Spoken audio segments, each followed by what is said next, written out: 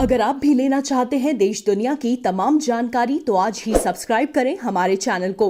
साथ ही नीचे दिए बेल आइकन को जरूर दबाएं ताकि हर अपडेट आप तक पहुंच सके। नमस्कार, प्रभासाक्षी न्यूज नेटवर्क पर आप सभी का स्वागत है। इस वक्त की एक बड़ी राहत भरी खबर यह आ रही है कि लेह के अस्पताल में भर्ती हमारे जवान जो कि गलवान घाटी में हिंसक झड़प के दौरान घायल हो गए थे, उनका स्वास्थ्य अब बेहतर है। हम आपको बता दें कि 58 हमारे सैनिकों का इलाज वहां पर चल रहा है। इन 58 में 18 लोग गंभीर रूप से घायल थे। इन सभी का स्वास्थ्य अब पहले से बेहतर है, सभी की जिंदगी खतरे से बाहर है। तो ये एक राहत भरी खबर है सभी के लिए। फिलहाल अगर हम बात करें चीन की, तो चीन को घेरने का जो प्लान बनाया था उसकी जो शुरुआत हो गई है। किस तरीके से चीन पर आर्थिक पाबंदियां लगेंगी, किस तरह से चीन को आर्थिक शिकंजे में कसा जाएगा और उसका दम निकाल दिया जाएगा, इसकी शुरुआत हो चुकी है। शुरुआत करते हैं एक बड़ी खबर से। बड़ी खबर यह है कि भारत सरकार चीन से आने वाले सामान पर कस्टम ड्यूटी बढ़ा सकती है। और आज एक और बड़ी खबर, बड़ा झटका चीन के लिए रहा कि कानपुर और मुगल सराय के बीच रेलवे ने एक बड़ा ठेका दिया था चाइनीज कंपनी को सिग्नल और दूरसंचार संबंधी उपकरण लगाने के लिए।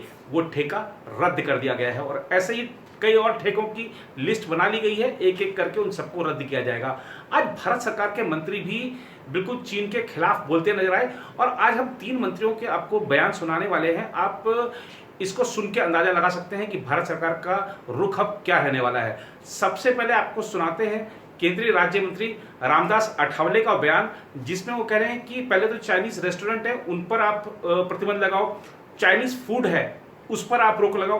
पहले आपको सुनाते हैं रामदास अठावले जी का बयान। मेरी सूचना ये है कि जो चाइनीज होटल्स है, चाइनीज रेस्टोरेंट है, ऐसे रेस्टोरेंट पर पाबंदी लगानी चाहिए और चाइनीज रेस्टोरेंट चलाने वालों ने चाइनीज रेस्टोरेंट बंद करना चाहिए। सरकार ने उनको इसी तरह का आदेश देना चाहिए और चाइनीज फूड खाने वाले लोगों को भी मेरा आह्वान है, निवेदन है, नम्र विनंती है कि उन्होंने ऐसे वक्त पर जिन्होंने हमारे 20 नौजवानों को शहीद किया है, हमारी छेड़छाड़ की है, हमारा अपमान करने का काम किया है, ऐसे चाइना के जो फूड है उस पर भी सभी लोगों ने बहिष्कार डालना चाहिए। सभी लोगों को मेरा निवेदन है कि कोई भी चाइनीज फूड ना खाए, इसी तरह का मेरा निवेदन है।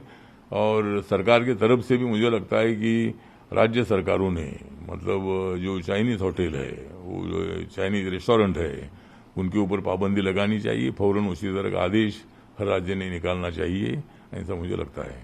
तो जिस तरह चाइना का जो मैटर हो गया है, उसके बाद माननीय प्रधानमंत्री नरेंद्र मोदी जी ने ऑल पार्टी मीटिंग आज बुलाई है और सभी पार्टी के जो विचार है ये विचार उधर सुनेंगे और मतलब आगे क्या करना चाहिए इसके बारे में उनका जो एडवाइस है, उनका सलाह है, वो भी सलाह उनकी ले लेंगे।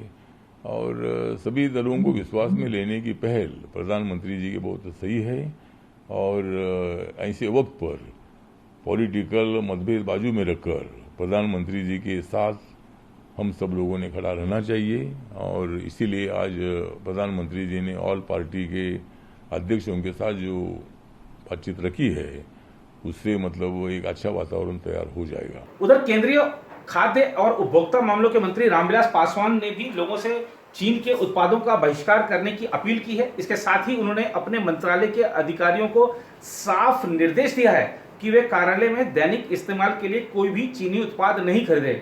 पासवान ने कहा, मैं हर किसी से अपील करना चाहता हूं कि चीन जिस तरह का व्यवहार कर रहा है हम सभी चीनी उत्पादों का बहिष्कार करें। उन्होंने कहा कि केंद्र सरकार चीन से आयात किए गए उत्पादों पर भारत मानक ब्यूरो के गुणवत्ता नियमों को कड़ाई से लागू करेगी। पत्रकारों से बात करते हुए पासवान ने चीन से दिए और फर्नीचर जैसे स्तरहीन उत्पादों के अवैध आयात पर चिंता व्यक्त की। उन्होंने कहा कि BIS द्वारा निर्धारित गुणवत्ता नियमों को सरकार सख्ती से लागू करेगी। उपभोक्ता मामलों के मंत्रालय के तत्वाधान में BIS ने अब तक विभिन्न उत्पादों के लिए 25,000 से अधिक गुणवत्ता नियम तैयार किए हैं। मंत्री ने कहा, जब हमारा माल विदेश पहुंचता है तो उनकी जांच की जाती है। हमारे बासमती चावल के निर्यात की खेप को रद्द कर दिया जाता है, लेकिन जब उनका माल भारत में आता है तो कोई सख्त गुणवत्ता नियंत्रण नहीं होता है। नया BIS कानून संसद में 2016 को पारित हुआ था। यह अनिवार्य या स्वैच्छिक रूप से भारतीय मानकों के अनुपालन के जरिए उत्पादों और सेवाओं की गुणवत्ता की संस्कृति को बढ़ावा देता है। उधर केंद्रीय मंत्री नितिन गडकरी ने भी भारत में कोरोना वायरस महामारी के बाद इलेक्ट्रिक वाहनों की रूपरेखा पर एक वेबिनार को संबोधित करते हुए आज कहा, मुझे लगता है कि यह समय है जो मैं आपको सीधे बताना चाहता हूं, क्योंकि मैं पहले इन शब्दों का उपयोग नहीं कर रहा था। हमें अब चीन पर निर्भर नहीं रहना चाहिए। उन्होंने कहा कि भले ही वर्तमान में चीन के सामानों की कीमतें आकर्षक हैं और भारतीय इलेक्ट्रिक वाहन कंपनियां कुछ हिस्सों का आयात करके अच्छा मुनाफा कमा रही हैं, लेकिन देश में स्थानीय स्तर पर हर चीज का उत्पादन करना चाहिए। उन्होंने कहा, इसके बिना हमारे पास अच्छा भविष्य नहीं है, अन्यथा कहीं ना कहीं चीन की कंपनियां शुरुआत में उचित रियायती दर दे सकती हैं और जब आपका उद्योग अच्छा उत्पादन करने लगेगा तो वे अधिक शुल्क लेंगे। उधर चीन बार बार कह रहा है कि गलवान घाटी उसकी है जबकि वो भारत की है। दरअसल गलवान घाटी ये जो नाम है, ये जिस शख्स के नाम पर पड़ा है वो भारतीय था और उसकी सभी पीढ़ियां भी भारत में ही रहती हैं। अमीन गलवान के दादा गुलाम रसूल गलवान ने गलवान घाटी की खोज की थी। बाद में इस घाटी को उन्हीं के नाम गलवान पर ही रख दिया गया। गुलाम रसूल गलवान के पोते गलवान अमीन ने बताया कि उनके दादा 1878 में लेह में पैदा हुए थे। 12 साल की उम्र में गुलाम रसूल गलवान ने अंग्रेजों के साथ ट्रैकिंग शुरू कर दी थी। अमीन ने बताया कि एक बार मशहूर British explorer sir Francis Younghusband रास्ता भटक गए थे। उस दौरान दादा रसूल गलवान ने अंग्रेजों की मदद की थी और उन्हें सही रास्ता दिखाया था। इससे अंग्रेज काफी खुश हुए थे। इसके बाद ही इस घाटी का नाम गलवान घाटी रख दिया गया। आइए जरा आपको मिलवाते हैं गलवान अमीन से। तो अंग्रेज़ लोग बहुत खुश होके, जिसमें सर फर्नांड यंग हस्बैंड जो मशहूर ट्रैवलर है और डैनमोर है, उन्होंने उस जगह का नाम गलवान रसूल रखा। तो गलवान नाला रखा, जो अभी भी वो नाला जो ना चीन और हिंदुस्तान के बीच में जो एक लड़ाई चल रहा है उसी जगह पर है। तो 1962 में भी उस जगह पे चीन लोग वहाँ पे घुस के बहुत हल मचाया था। तो हमारे बहादुर जवानों ने वहाँ से चीन को हटा दिया है। अभी भी इस साल भी बहुत कुछ वहाँ पे हो रहा है। हमारा हिंदुस्तान के फौजी जो है ना वहाँ पे डटे हुए हैं। वो जगह हमारा है। 200-300 साल पहले हमारा जगह था, रहेंगे, अभी भी हमारा रहेंगे। इस चीज़ को देख के बाज़ारों में थोड़ा डरे हुए हैं, मगर डरने की कोई ज़रूरत नहीं है। जब भी हमारे लद्दाखी पाकिस्तान के जंग में भी शना बशाना उनके साथ दिया है, तो लद्दाखी भी हाँ मुझे उम्मीद है कि हम शना बशाना आर्मी के साथ दे के साथ दे देंगे। जंग तो सोल्यूशन नहीं हो सकता है, जंग से सबका नुकसान होगा, दोनों साइड से नुकसान होगा। इसको बातचीत से भी हल हो सकता है। तो आपने अभी अमीन गलवान को सुना। अब आपको दिखाते हैं कि लद्दाख वासी किस तरह पूरी दृढ़ता के साथ भारत के साथ खड़े हैं। लद्दाख के जो डेवलपमेंट काउंसिल है उसके चेयरपर्सन हैं, उनसे मिलवाते हैं आपको और सुनाते हैं कि वो क्या कह रहे हैं।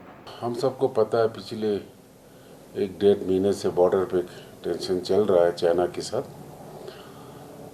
और अभी पीछे ही कल परसों की मंडे की बात है जब हमारे 20 जवान शहीद हो गए, जिसमें हमारे कमांडिंग ऑफिसर भी थे।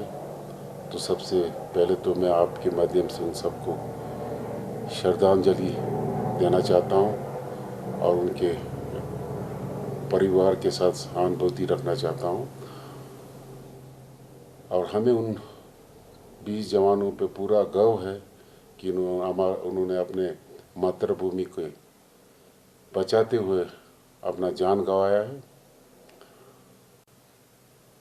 और बाकी जो लद्दाख के लोग हैं, लद्दाख के लोग हर वक्त जब भी कोई बॉर्डर पे कोई सिचुएशन होता है, हम अपने आर्मी के साथ कंधे से कंधा मिला के खड़ा होते हैं। और जो पिछले बहुत सालों में, चाहे वो 62 हो या 65 हो या 71 हो या 1999, लद्दाख के लोगों ने बहुत बड़ा एक सपोर्ट भारत की आर्मी को दिया है। और हमें लद्दाखियों को बिल्कुल एक जिस तरीके से कि हमारे हमसाया चाइना जिस तरह के अपने एक षड्यंत्र रचा रहा है बॉर्डर के ऊपर बैठ के, तो हमें उम्मीद है कि वो हमारे सेना कामयाब नहीं होने देगा। और बाकी लद्दाखी लोग बिल्कुल जब भी हमारे सेना को हमारी ज़रूरत पड़ेगी, हम उनके साथ आगे निकलेंगे। चीन के खिलाफ जिस तरह भारत में आक्रोश पनप रहा है उसकी कुछ तस्वीरें दिखाते हैं। देखिए ये जो कुछ युवा हैं किस तरीके से शी जिनपिंग की अर्थी निकाल रहे हैं, जरा आप देखिए।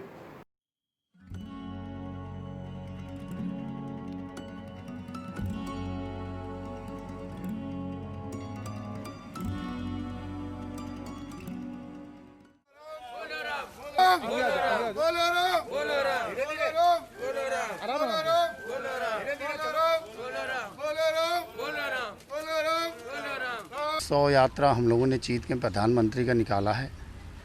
जिस तरीके से चीन ने हम लोगों के साथ, भारत के साथ धोखा किया है, उस पे हम लोगों ने ये उनका अर्थी निकाला है विधि विधान से। ये दोगला इसका काम रहा, ये हमेशा भारत के साथ छल करता चला आया है और आज भी छल करके हमारे 20 सैनिकों को मार दिया है। हम लोग उन परिवार के सैनिकों के परिवार के साथ खड़े हैं। हम लोग चाहते हैं, हम लोगों को ताकत हिम्मत मिलने, हम लोग खुद मुकाबला करने के लिए खड़े हुए हैं चीन से।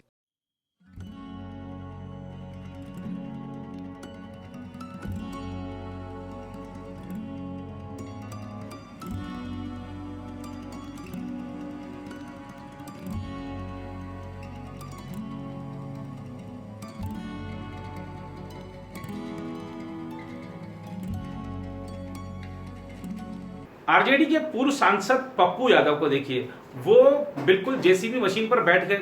एक तो वैसे ही भारी है, ऊपर से जेसीबी मशीन पर बैठ गए हैं, लेकिन उनके अंदर की जो भावना है वो प्रकट हो रही है। खैर, चीनी मोबाइल फोन का एक विज्ञापन का वो बोर्ड लगा हुआ है, किस तरह से उसको पेंट कर रहे हैं जरा आप तस्वीरों में देख सकते हैं।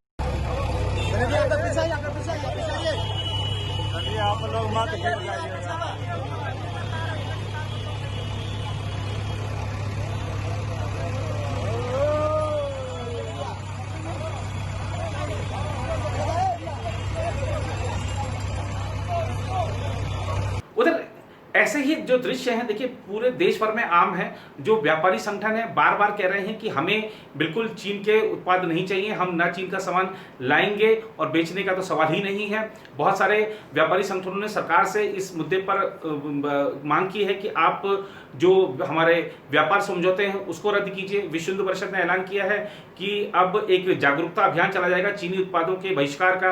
वहीं बहुत से लोगों ने मांग की है, जो सेलिब्रिटीज हैं हमारे, कि आप चीनी उत्पादों का विज्ञापन ना करें। और ऐसे ही जो देश में जो आक्रोश के जो तस्वीरें हैं वो खास तौर पर उभरती नजर आ रही हैं।